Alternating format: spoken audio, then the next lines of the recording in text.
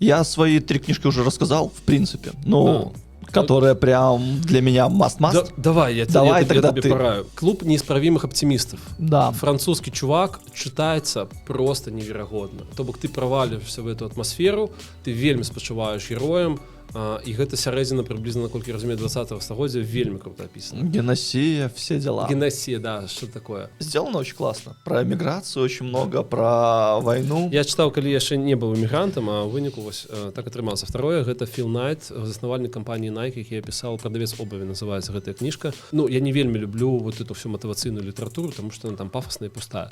А гэта спокойно описано, чувак описал свое жыццё, описал, як яны придумали Nike, а не Nike, дарэчы, Nike. Гаррі Поттер.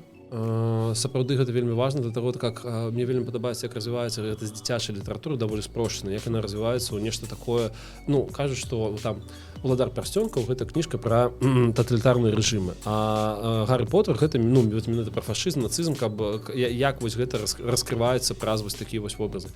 Таму Гаррі Поттер вельмі здорава. «Чорны замак Ольшанск» для того, каб разумець, што беларусы не абсосы, абсалютна, гэта вельмі здорава.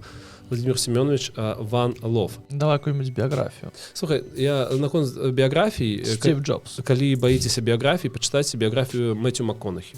Таму што чувак, он такой, конечно, пафаснаваты, але ён просто рабіў дзённікі ўсё сваё жыццё.